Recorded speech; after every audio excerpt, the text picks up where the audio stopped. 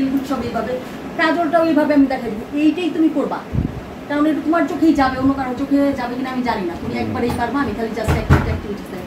ও খাটতো আমাদের সঙ্গে, সবার সঙ্গে সে কাজ করছে, সাবানা ম্যাডাম থেকে শুরু করে ম্যাডামের সঙ্গে কমিটি ছিল, সবার সঙ্গে ও কাজ করছে, এমন কোনো আর্টিস্ট বাকি নেই। তারপর আমি কিন্তু ক্রেজি হয়ে গেলাম, আলমকে তো মনে মনে সবাই হাহাহি করতেছে, আপনি যেটা বলছেন, তো আমি তো আর্টিস্ট, আমি একটা আর্টিস্টকে তো হাহাহি করতে পারতাম, আমার ভিতরে কিউরিওসিটি, আলমকে আমি সামনে থেকে দেখেই এনজয়টা নিব।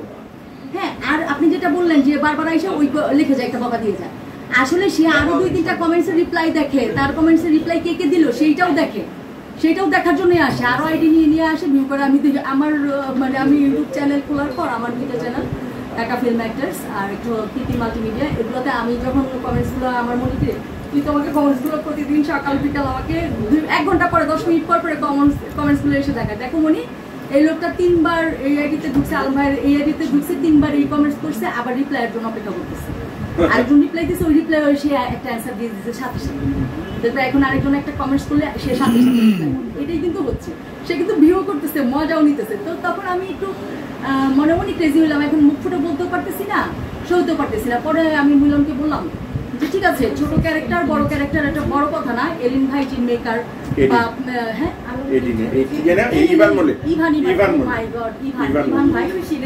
I sorry for that, director name is Evan ভাই। ইভান ভাই ডাইরেক্টর, খুব নাম করা ডাইরেক্টর, আমি তাকে আগে থেকেই মানে নাম অনেক শুনেছি, উনি একজন ডাইরেক্টর। আর পাশাপাশি আছে আমার শাওন আশরাফ, আর তার কি জানি না, আমি তো আগেই বলছি শাওন আশরাফ ভাই আমার এমন কাছে, আমার একজন ফ্যামিলি ফ্রেন্ড, তাকে আমরা বাসায় সবাই মিশি, বাসায় সাকিব তাকে সবাই চিনি, হ্যাঁ সবাই চিনি। আর আমার এই সব যার হাত ধরে এনামুল হক, আমি রেগুলার আমি শো স্পন্সর করতাম ছোটবেলা থেকে, আর এনাম ভাইয়ের অফিস দিয়ে বলতাম আমি কি বলবো, কোনো উপস্থাপনায় উঠে কি বলবো, আমি কি গান গাইবো, আর এনাম ভাইয়ের সাথে সাথে হারমোনিয়াম নিয়ে আমার গান ধরাই দিত। একদিন তো আমার এত ঠান্ডা, বলে কণ্ঠ ভালো লাগতেছে, তুই এক্ষুনি একটা গান প্র্যাকটিস কর, এক্ষুনি চল স্টুডিওতে গান গিয়ে আসবি।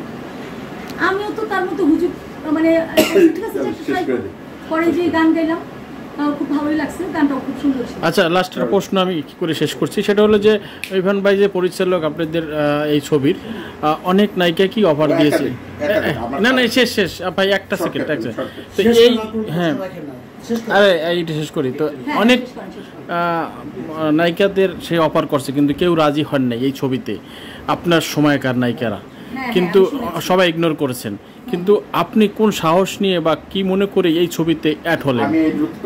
আমি সেটা হচ্ছে একা আমার পারিবারিক ফ্রেন্ড, তো এখানে আমি একটা পারিবারিক ফ্রেন্ড, তো আমার একটা বলে দিল আমার ছবির নাম আইলা চোরাতে সে কিন্তু একটা সেকেন্ড নায়িকার রোল ক্যারেক্টার করতেছে, পাশাপাশি দুইটা নায়িকার একটা নায়িকা আর কি কম্প্রোমাইজ, হ্যাঁ মানে ওই তো দুইটা নায়িকার একটা নায়িকা। আমি সেকেন্ডটা বলার অর্থ হচ্ছে যে এটা কারণ এখন তো সিনিয়র কম্প্রোমাইজ নায়িকা না, আমি কিন্তু ওর বড় আপা, ও আমাকে বড় আপা হিসাবে না, প্রেম তো করো তুমি প্রেম অফার করো না, আমি ভালোবাসি ওকে, কিন্তু ও আমার ছোট বলে ও আমাকে বোনের মতো দেখে। আমরা ডিটেইলস না বলি, তো দুইটা নায়িকার একটা নায়িকা সে, তো সেই অনুপাতে ওই ছবিতে কাজ করার সময় ইভান মল্লিক তার সাথে হচ্ছে গিয়ে সম্পর্কটা হয়, এবং একটা ছোট ভাই বড় বোনেরই।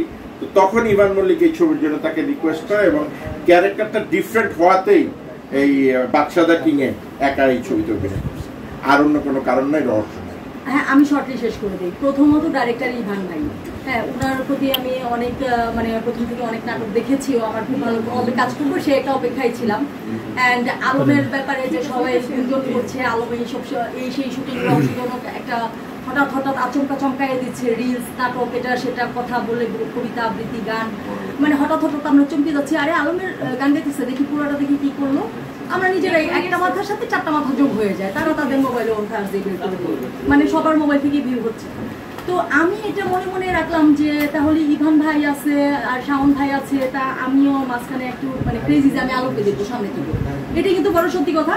পুরোনো ডাইরেক্টরদের সঙ্গে তো আমার দেখা হবে, আর্টিস্টদের সঙ্গে সবার সঙ্গে দেখা হবে, নতুন করে আবার আমি নামবো। আর ক্যারেক্টারটা গেস্ট হলেও আমার এখানে খুব প্রাধান্য ছিল, মেকিং খুব বেটার ছিল, প্রাধান্যটা আমার সেকেন্ড, আমার কোনো লাইফে সিনেমা নাই, আমার সব সিনেমা হচ্ছে মানে লিড ক্যারেক্টার, এ গ্রেডে প্রথম গ্রেডের নায়িকার শাড়িতে আমি করেছি, এবং সব সিনিয়র। আমার ভাগ্যটা খুব খারাপ, এটা আমার দুর্ভাগ্য, আমি সমবয়সী কোনো হিরো পাইনি।